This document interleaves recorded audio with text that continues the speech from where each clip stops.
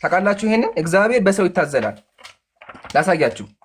ይሄ መጽሐፍ ፊት ለፊት ያለው ገድለ አቡነ መንፈስ ቅዱስ መጽሐፉን ይዩት። ይሄ ነው መጽሐፉ። ከነንቱን ማሳየት እንችላለን። እዚህ ጋር ምን እናገኛለን? እግዚአብሔርን ያዘለው አለ። ያው ከነስዕሉ እግዚአብሔር ታዝሎ ክርስቲያን ወገን ይሄ ነው አምላክህ ታዝሎ ማን ያዘለው? አቡነ ገብረ መንፈስ ቅዱስ ራቁታችሁ ልብስ አይለብሱም። ይሄ ሰውዬ ልብስ ያለበሰ ራቁት የሆነ አካል አምላክህን አዝሎታል። አብ ወልድ መንፈስ ቅዱስ። ይሄ አብ ነው፣ ይሄ ወልድ ነው፣ ይሄ መንፈስ ቅዱስ ነው። ሶስቱ አምላኮቻችሁ ታዝለዋል። ያው የታዘለ አምላክ ነው ያላችሁ። ላሳያችሁ ምን እንደሚል። አባታችን ገብረ መንፈስ ቅዱስ ተነስቶ መላእክት እንደተናገሩት ወደ ዝቋላ ተራራ ሄደ። በመንገድም 3 ሽማግሌ ደክመው በጥላ ስር አርፈው አገኘ። ያረፉበትም ተራራ እንደ ፀሐይ ያበራ ነበር። አባታችንም አይቶ በልቦና እሰወራችኋለሁ ብሎ አሰበ። ይሄ ሰውዬ እነዚህ ተቀምጠው ነበር ደክማቸው አምላኮች ማለት ነው። ከዛ እደበቀለስ አዩትና ተመከቱ። ቀጥሎ ምን እንደሚል እባክህን አትለፈን፣ አንዳንድ ምዕራፍ ያክል አዝለህ ውሰደን እያሉ አሰምተው ተናገሩ። ቀርበን ባያቸው ጊዜ መላ ሰውነታቸው በሽበት የተሸፈነ የደከሙ ሽማግሌዎች፣ እነዚህ አምላክ ናቸው። የደከመ ሽማግሌ መሆናቸውን ተረዳ። አንዱን አዝሎ ሄደ። ጥቂት እልፍ እንዳለ ሽማግሌው አባታችን እህል ስለማትበላ ውሃ ስለማትጠጣ ይደክምሃል፣ ከዚህ አስቀምጠኝ አለው። አምላክ ነው የሚናገረው። እሺ አባታችንም ወዴት ታውቀኛለህ አለው። ሽማግሌውም ተመልሰ ሄደ ባልንጀሮቼን ሰማችሁ? ባልንጀሮቼን ተመልሰ ሄደ አምጣልኝ አለው። ይሄኛው አምላክ ምን አለው? ባልንጀራ አለው።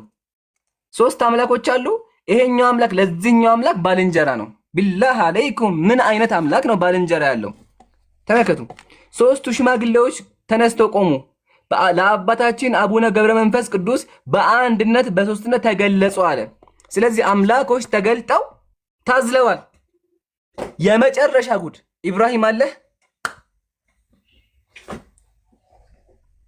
ኢብራሂም ለስተላላችሁ ወንድሞች አለው።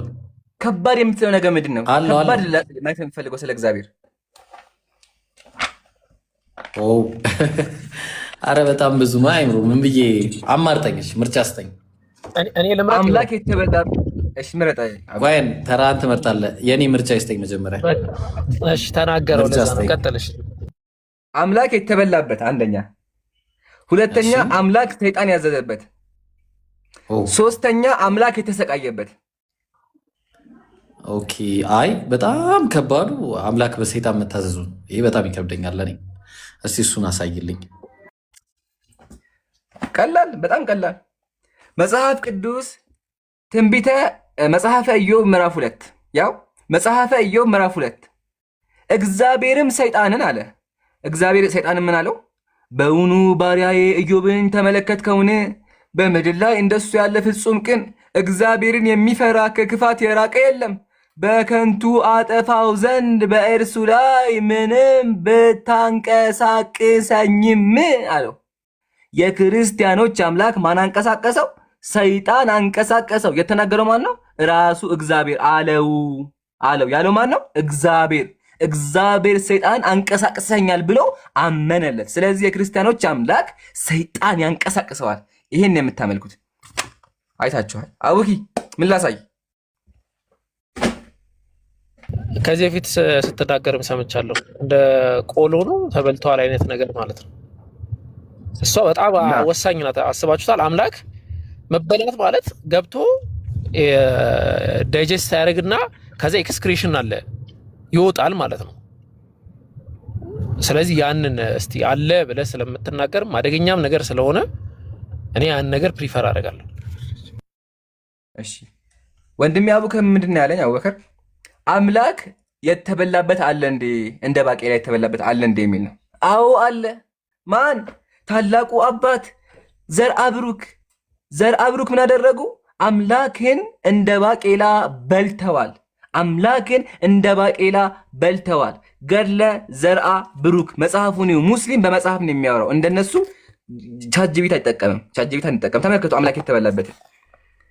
ጥቅምት በገባ በ3ኛው ቀን ብፁዕ አባታችን ዘርአ ብሩክ በስላሴ ስም የተሰራች ቤተ ክርስቲያን ሲያጥን በእግዚአብሔር ትእዛዝ 3 ዕንቁዎች አገኘ። 3 ባቄላ ነገር አገኘ። እሺ ያ ጻድቅ አባታችንም ከፀሐይ 7 እጅ የሚያበሩ 3ቱ ዕንቆችን ባየ ጊዜ እጅግ ደስ አለው፣ ተደሰተ።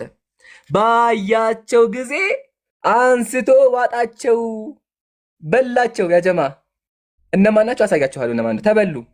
3ቱም ዕንቆች በሆዱ ውስጥ ቀን በእርሱ ብርሃን ቆዩ። ከዛ በኋላ በእርሱ ብርሃን ተሞላ። ያም ጻድቅ አባታችን በሆዱ ውስጥ ያሉ የ3ቱ ዕንቆች ሚስጥር ሳያውቅ ብዙ ጊዜ ቆየ። ከዚህም በኋላ በብዙ ቀን የ3ቱ ዕንቆች ሚስጥር ተገለጠለት። አዳምጡ። እነዚህ ባቄላ 3ቱ የተበሉት ባቄላ እነማን ናቸው?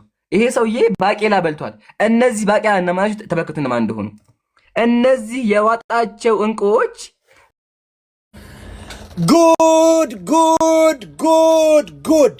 እንግዲህ ሲጠበቅ የነበረው የእፎይ እና የኢምራን ውይይት አካል ሥላሴ በንጽሕት ድንግል ማርያም